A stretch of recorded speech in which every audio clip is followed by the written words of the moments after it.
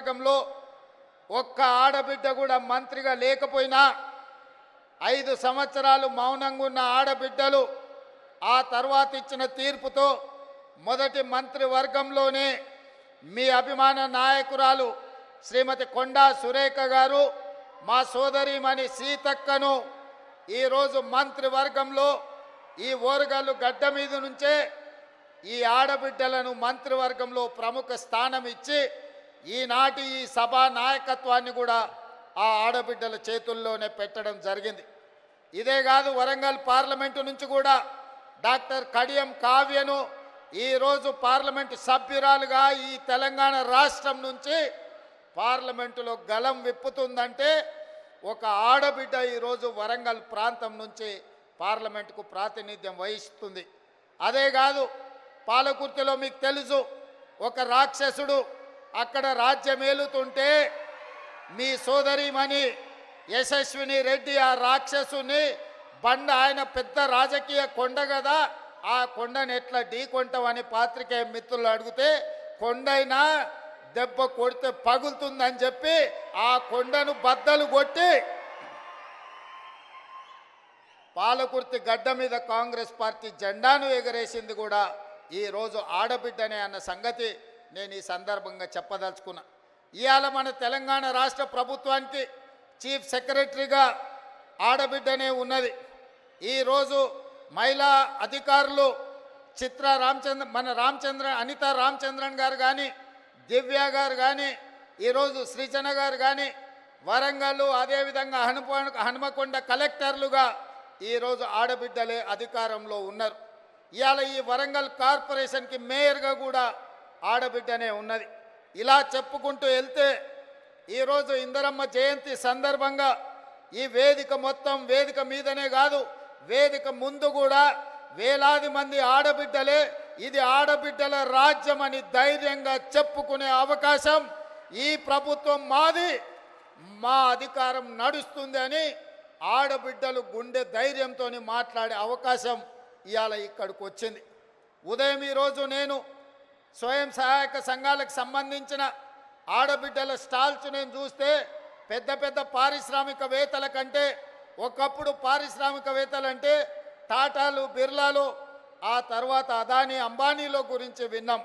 కానీ ఈనాడు మన కళ్ళ ముందు ఆ స్టాల్స్ చూసినప్పుడు ఇవాళ మా ఉప ముఖ్యమంత్రి బట్టి విక్రమార్క గారు సోలార్ పవర్ ప్రాజెక్టులు ఇవ్వాలని, 1 కోటి మంది మహిళల్ని కోటీశ్వరులను చెయ్యాలన్న ఆలోచన చెబుతుంటే టాటా, బిర్లాలనే కాదు అదానీ, అంబానీలను తలదన్నే వ్యాపారవేత్తలుగా మా ఆడబిడ్డల్ని ఇందిరమ్మ రాజ్యంలో తయారు చేసి కార్పొరేట్ కంపెనీలకు సవాలు విసిరి ఈరోజు సౌర విద్యుత్ ప్రాజెక్టులు ఆడబిడ్డలకు ఇవ్వడానికి ఇవాళ మన ప్రభుత్వం నిర్ణయం తీసుకున్నది. నేను అడుగుతున్న 10 సంవత్సరాలు అధికారంలో ఉన్న వాళ్ళను నిన్న మొన్న టీవీలలో చూస్తున్నా, మా నాయని రాజేందర్ రెడ్డితో ఒక ఆయన వాదిస్తున్నాడు, మేం చేసిందేదో మీరు వచ్చి టెంకాయ కొడుతురని. నేను ఆ పెద్ద మనిషికి చెప్పదలుచుకున్నా, కాళోజీ కళాక్షేత్రం కట్టడానికి 10 సంవత్సరాలైనా పూర్తి చేయడానికి మీకు చేతులు రాలేదు అని అంటే ఈరోజు మీ బుద్ధి ఏందో, మీ ఉద్దేశం ఏందో ఇవాళ స్పష్టంగా అర్థమైంది.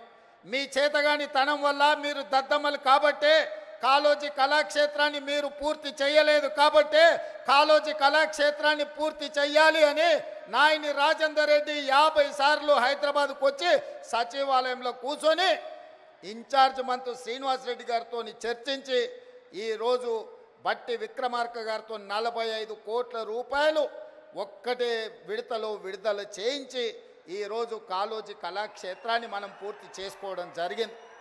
ఇవాళ నేను గుర్తు చేసుకోదలుచుకున్నా, తెలంగాణ పోరాటానికి, తెలంగాణ పౌరుషానికి మారు పేరు, తెలంగాణ కోసం 4 దిశలా తెలంగాణ వాదాన్ని భావవ్యాప్తి చేయడానికి కాళోజీ ఎంతో కృషి చేసిండు. కాళోజీని గుర్తించని ప్రపంచమే లేదు. కాళోజీ కవిత్వం చదవని వాడు అసలు కవేగాడు, అతడికి చదివే రాదు అనుకునే విధంగా కాళోజీ ఒక బలమైన ప్రభావం మన మీద చూపించింది. అలాంటి కాళోజీ కళాక్షేత్రాన్ని 10 సంవత్సరాలైనా ఆనాటి ప్రభుత్వంలో ఉన్న పెద్దలు పూర్తి చేయకపోతే వచ్చిన తర్వాత నా బాధ్యతగా భావించి ఏ కాళోజీ స్ఫూర్తిగా ఇదే ప్రాంగణంలో రైతు సంఘర్షణ సభను ఏర్పాటు చేసి రైతు డిక్లరేషన్ రాహుల్ గాంధీ గారితో చేపించిన తర్వాత తెలంగాణలో కాంగ్రెస్ పార్టీ స్థితిగతులు మారినాయి. అందుకే ఈ కాలోజీ గడ్డ మీద నుంచి ఈ ఓరుగల్లు పోరాటం నుంచి ఈనాడు తెలంగాణ రాష్ట్రంలో ప్రభుత్వం ఏర్పాటు చేసినాం. మరి అలాంటి ఈ గడ్డ మీద కాలోజీ కళాక్షేత్రం వాయిదాలు పడుతూ ఉంటే చూస్తూ ఊరుకుందామా? ఏది ఏమైనా ఎంత ఖర్చైనా కాలోజీ కళాక్షేత్రాన్ని పూర్తి చెయ్యాలన్న పట్టుదలతోటి ఇవాళ కాలోజీ కళాక్షేత్రాన్ని పూర్తి చేసుకొని ఇందిరమ్మ జయంతి నాడు ఈరోజు మనం ప్రారంభించుకున్నాం. మీరు చెయ్యాలన్న ఆలోచన చేయలే. కనీసం చేసిన వాళ్ళను అభినందించడానికి మీ అధినేతలకు ఒకవేళ అభ్యంతరం ఉంటే మీరు నోరు మూసుకొనైనా ఉండండి తప్ప చేసే వాళ్ళ కాళ్ళల్లో కట్టెబెట్టాలన్న ఆలోచన చెయ్యకండి. వచ్చేసారి డిపాజిట్లు కూడా దక్కవు అని చెప్పి నేను వాళ్ళకి చెప్పదలుచుకున్నా.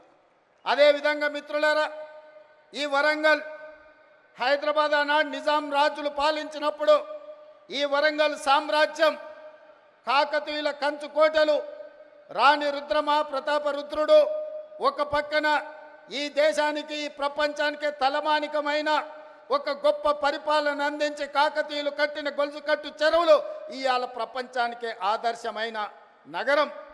ఈ నగరం చారిత్రాత్మకమైన నగరం. ఇక్కడ కట్టిన 1000 స్తంభాల గుడి కావచ్చు, రామప్ప దేవాలయం కావచ్చు, ఇలా చెప్పుకుంటూ పోతే ఇక్కడున్న కోటలు కావచ్చు, ఇక్కడున్న చెరువులు కావచ్చు, ఇక్కడున్న సంస్కృతి ప్రపంచానికి ఆదర్శంగా ఉండే గొప్ప నగరం. అలాంటి నగరం ఉమ్మడి రాష్ట్రంలోనే కాదు, ప్రత్యేక తెలంగాణలో కూడా చంద్రశేఖరరావు గారి చేతిలో మోసపోయి గోసపడుతుంటే ఈ నగరము ఇది పట్టణంగానే నిలిచిపోతే ఈ పట్టణాన్ని గొప్ప నగరంగా చెయ్యాలి.